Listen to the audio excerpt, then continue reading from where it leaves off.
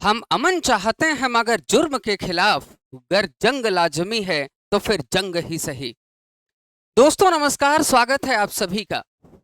और आखिर वही हुआ जिसका हम सब भारतीयों को इंतजार या प्रतीक्षा थी कि भारतीय सशस्त्र बल ने पाकिस्तान के ऊपर जबरदस्त कार्रवाई करते हुए अंततः एयर स्ट्राइक को अंजाम दिया। आज तड़के 7 मई को भारत के द्वारा एयर स्ट्राइक की गई, जिसमें पाकिस्तान के तकरीबन 9 जो आतंकवादी ठिकाने थे उनको ध्वस्त कर दिया गया और साथ ही साथ 24 लगभग मिसाइलों से यह प्रहार किया गया और इस ऑपरेशन को नाम दिया गया ऑपरेशन सिंदूर। दोस्तों, आप सभी जानते हैं कि 22 अप्रैल 2025 को पहलगाम के बैसरन घाटी में आतंकवादी हमले में जिन महिलाओं ने अपना सुहाग खोया, उन्हीं को सम्मान प्रकट करते हुए भारत ने यह ऑपरेशन सिंदूर चलाया और इसी के तहत तकरीबन आतंकवादियों के 9 ठिकानों को टारगेट किया गया, 24 मिसाइल से उसे ध्वस्त कर दिया गया, उसे तबाह कर दिया गया। अब ये जो 9 ठिकाने आतंकवादियों के थे जहां पर भारतीय सशस्त्र बलों के द्वारा प्रहार किया गया, एक बार आप ठीक तरीके से इन 9 ठिकानों को आप समझने का प्रयास करिएगा। और ये जो ठिकाने हुए हैं ये तकरीबन रात को 1:44 के आसपास से ये है ना शुरू हुए और देखते ही देखते लगभग 9 ठिकानों पर तकरीबन 24 मिसाइलें प्रहार की गई और जिसमें कहा जाता है कि कई आतंकवादी जो है इसमें मारे गए हैं। इन ठिकानों पर पहुंचने से पहले मैं आपको थोड़ा सा भारतीय सेना की तैयारी बताता हूं कि भारतीय सेना ने सबसे पहले क्या किया कि जब उसे ये ऑपरेशन सिंदूर चलाना था तो ऑपरेशन सिंदूर चलाने के ठीक पहले उन्होंने अपनी एक पोस्ट साझा की थी और उस पोस्ट में उन्होंने क्या लिखा था कि प्रहाराय सन्निहिताय जात प्रशिक्षिता, यानी कि हमले के लिए तैयार और जीत के लिए प्रशिक्षित, इस तरह की टैगलाइन पहले पोस्ट की गई।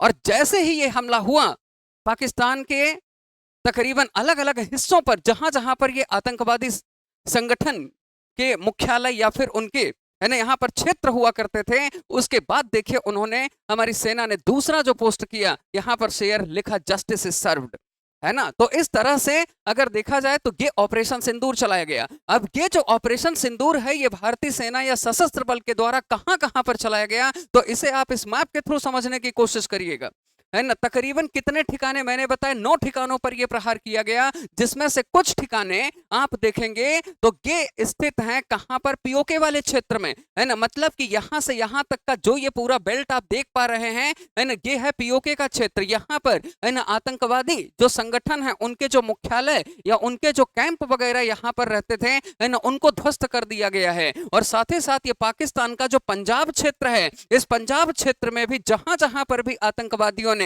अपने कैंप या है ना अपना जहां पर मुख्यालय बनाया हुआ था, उसको भी भारतीय सशस्त्र बल ने अपने है ना जबरदस्त हमले से पूरी तरीके से डिस्ट्रॉय कर दिया है, उसे तहस नहस कर दिया है ना। कहां कहां पर यह हमला हुआ है, तो देखिए अगर हम देखें तो सबसे पहले पीओके क्षेत्र में है ना जो यहां पर स्थान पड़ता है, इसका नाम क्या है, मुजफ्फराबाद। और आप जानते हैं कि पाकिस्तान इस क्षेत्र को क्या नाम देता है, आजाद कश्मीर। और आजाद कश्मीर की ही राजधानी उसने क्या बनाकर रखी है, मुजफ्फराबाद को बनाया है। तो ये जो मुजफ्फराबाद क्षेत्र है, यहां पर एक तो है ना भारतीय सशस्त्र बलों ने हमला किया, उसके बाद ठीक बगल में आप देख पा रहे हैं यहां पर एक स्थान है ना जिसका नाम क्या है, बाघ। यहां पर भारतीय सशस्त्र बल के द्वारा जो आतंकवादी ठिकाने थे, है ना, उनको भी यहां पर ध्वस्त कर दिया गया है। इसके अलावा अगर हम देखें तो ये जो क्षेत्र है कोतली, है ना, ये भी पीओके के अंतर्गत ही आता है ना, यहां पर भी हमले किए गए, इस जगह को भी ध्वस्त किया गया है। और इसके अलावा ये जो गुलपुर क्षेत्र है ये भी पीओके का ही हिस्सा है, आप देख पा रहे हैं बिल्कुल मानचित्र में।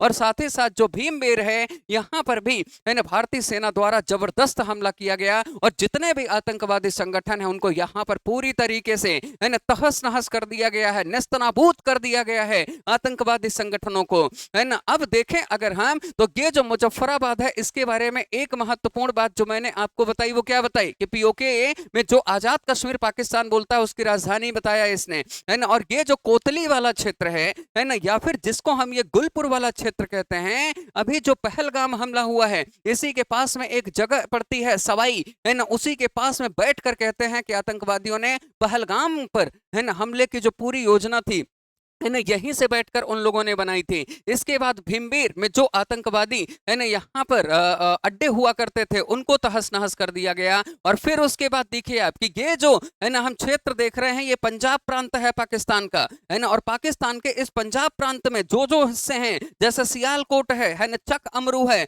मुरीदके है, और साथ ही साथ जो है बहावलपुर, इन सभी जगहों पर जितने भी है ना आतंकवादी है ना संगठनों या उनके अड्डे हुआ करते थे, उनको पूरी तरीके से ध्वस्त कर दिया गया है ना। अगर मैं बहावलपुर की बात करूं या बहावलपुर की बात करूं, तो ये जैश ए मोहम्मद है ना, जैश ए मोहम्मद का ये हेडक्वार्टर या मुख्यालय हुआ करता था, है ना। और भारत ने अपने ऑपरेशन सिंदूर में केवल और केवल है ना उन्होंने उस अड्डे को ही निशाना बनाया जो आतंकवादी गतिविधियों से जुड़े हुए थे। यहां पर सिविलियंस को या पाकिस्तान के नागरिकों को किसी भी तरीके से क्षति है ना पहुंचाने का हमारे सरकार ने कोई भी एजेंडा यहां पर नहीं बनाया था। केवल हमने निशाना बनाया किसको, जहां जहां पर भी पाकिस्तानी आतंकवादी अड्डे थे, और उन अड्डों को केवल हमने यहां पर क्या किया है, तहस नहस कर दिया है ना। तो बहावलपुर ये जैश ए मोहम्मद का क्या है ना, जैश ए मोहम्मद का ये हेडक्वार्टर हुआ करता था। इसके अलावा आप देखिए अगली जगह जो है ना, वो अगली जगह कौन सी है, मुरीदके, है ना। और ये जो मुरीदके जगह है ना, ये लश्करे और लश्करे तैयबा का है ना, ये प्रमुख जो है वो केंद्र हुआ करता था, है ना। लश्करे तैयबा का ही संबंध किससे है, हाफिज सईद से है ना। हाफिज सईद हुआ या अजहर मसूद हुए, ये दोनों, अजहर मसूद जो कि जैश ए मोहम्मद से जुड़ा हुआ है, इन दोनों को पाकिस्तान ने, जो वहां की खुफिया एजेंसी है ना, आईएसआईएस, है ना, उन्होंने क्या किया है कि अपने यहाँ पर शरण दी है, उनको प्रोटेक्ट करके रखा है, उनको बचाकर है ना वहां पर रखा गया है। तो ये जो मुरीदके नामक जगह है, इसके बारे में थोड़ा सा आपको जानकारी ये दे दूं कि मुरीदके ये वही जगह है जिसके बारे में कहा जाता है कि यहीं से बैठकर है ना 26/11 है ना 2008 में जो मुंबई पर है ना आक्रमण की जो तैयारी हुई थी, वो यहीं से हुई थी। इस जगह पर भी आतंकवादी जो केंद्र थे, उनको भी है ना यहाँ पर ध्वस्त कर दिया गया। चक अमरू जो क्षेत्र है, यहाँ पर देखिए पंजाब, जो पाकिस्तान का पंजाब प्रांत है उससे लगा हुआ क्षेत्र है, इसको भी ध्वस्त कर दिया गया। और सियालकोट में भी जितने भी आतंकवादी है ना गतिविधियों के केंद्र थे, उनको भी यहाँ पर पूरी तरह से तबाह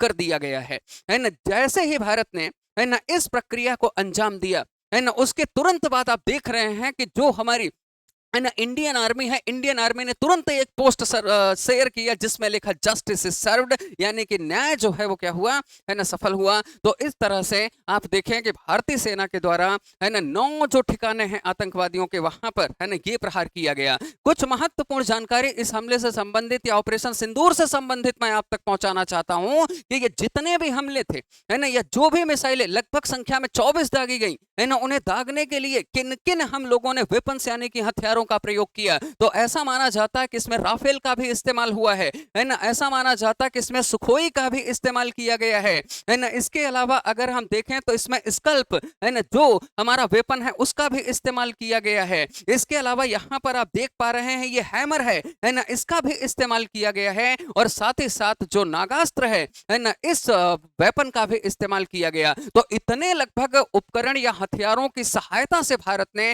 तकरीबन आतंकवादियों के 9 अलग अलग ठिकानों के लगभग जगहों पर 24 मिसाइलों से प्रहार किया और आतंकवादी केंद्रों को पूरी तरीके से ध्वस्त कर दिया है। इसके अतिरिक्त अगर हम देखें तो ये जो ऑपरेशन सिंदूर चलाया गया है ना, इस ऑपरेशन सिंदूर के बाद है ना जो ये जानकारी शेयर की गई, वो बेसिकली 2 है ना जो है हमारी सेना की महिला जो अधिकारियों द्वारा ये जानकारी दी गई है ना, प्रेस कॉन्फ्रेंस के माध्यम से है ना, ये जो है ऑपरेशन सिंदूर की अपडेट दी गई, जिसमें से अगर हम देखें तो ये कर्नल है ना, जिनका नाम क्या है, सोफिया कुरैशी है। और दूसरी तरफ जो विंग कमांडर हैं व्योमिका सिंह है ना, के फोटोस, इनके चित्र आप यहां पर देख पा रहे हैं। इन्होंने ऑपरेशन सिंदूर की जो है जानकारी है ना स्पष्ट की है। इसके अलावा है ना अभी अभी आपने आज की खबर को यह भी सुना होगा कि जो हमारे आर्मी चीफ हैं है ना, उन्होंने है ना पोस्ट भी साझा करके अभी अभी ये जानकारी दी है कि पिक्चर अभी बाकी है ना, पिक्चर अभी बाकी है का है ना, जो टैगलाइन है ये दर्शाता है कि ये मामला यहीं पर सिर्फ खत्म नहीं हुआ है,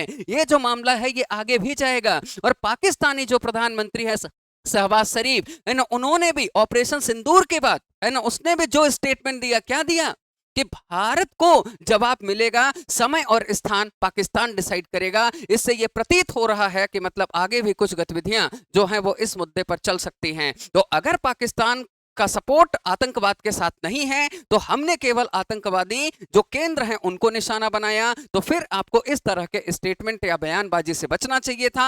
और अगर आप बयानबाजी कर रहे हैं तो इसका मतलब है कि आतंकवाद को आपने पाला है, आतंकवाद को आप शरण दे रहे हैं। और आपके तो रक्षा मंत्री पहले भी ये बात स्पष्ट कर चुके हैं कि ये तो हम 3 दशकों से काम करते चले आ रहे हैं, 3 डिकेड से काम हम करते चले आ रहे हैं कि कभी अमेरिका के कहने पर आतंकवाद को पाला, कभी ब्रिटेन के कहने पर आतंकवाद पाला। तो ये जो आतंकवाद से आपका जुड़ाव है ना, इसको भारत जल्द ही समाप्त कर देगा। और ऐसा करने में कई देश जो हैं भारत की सहायता के लिए तैयार हैं। यूएसए तैयार है, रशिया तैयार है, इजराइल तैयार है। मतलब सब ये कह रहे हैं कि भैया जाओ और पाकिस्तान को आतंकवाद के मामले में अगर कूटना हो तो जाके घर में घुस के कूट दो, और जरूरत पड़े तो बोरे में भर के ले जाके और कहीं पर ले जाके जंगलों में फेंक दो इनको, है ना। तो ये जो ऑपरेशन सिंदूर से संबंधित मामला था, है ना, इस पर मैंने आपको जानकारी दी। और ये जो ऑपरेशन सिंदूर है, आप सोचिए एक ऐसे समय पर, एक ऐसे वक्त पर चलाया जब आज भारत में अलग अलग जगहों पर, है ना, मॉक ड्रिल का आयोजन किया जा रहा है। सरकार जो है मॉक ड्रिल के माध्यम से लोगों को प्रशिक्षित कर रही है कि भाई किस तरीके से युद्ध की परिस्थिति में, है ना, जो आम नागरिक हैं वो बचें, वो अपना बचाव कर सकें। और पाकिस्तान को ये लगा कि भाई ये भारत तो मॉक ड्रिल करने जा रहा है ना, उसको लगा कि भारत किसी भी तरह से अभी फिलहाल हमले के लिए तैयार नहीं है। तो पाकिस्तान को हमने मॉक ड्रिल का झांसा देकर, है ना, मॉक ड्रिल में उलझाकर और ये एयर स्ट्राइक कर दी। और अगर आप इनकी तस्वीरें और वहां के लोगों की चीखें सुनेंगे तो मुजफ्फराबाद और बाकी जगहों पर लोग कह रहे हैं कि वहां की सेना की ये नाकामयाबी है। और वो ये भी कह रहे हैं कि हमारी पाकिस्तानी जो आर्मी है वो गलत है, तभी भारत आक्रमण कर रहा है। ये दर्शाता है कि कहीं ना कहीं आतंकवाद से इनका जो जुड़ाव है वो अवश्य रूप से हो सकता है। तो इसी तरह की अपडेट और अधिक जानकारी के लिए आप बने और जुड़े रहिएगा उड़ान अकेडमी के इस ऑनलाइन प्लेटफॉर्म के साथ। बस अपना ख्याल रखिए और साथ ही साथ मॉक ड्रिल को आज बहुत अच्छे से समझने का आप सभी प्रयास करिए। जय हिंद, जय भारत।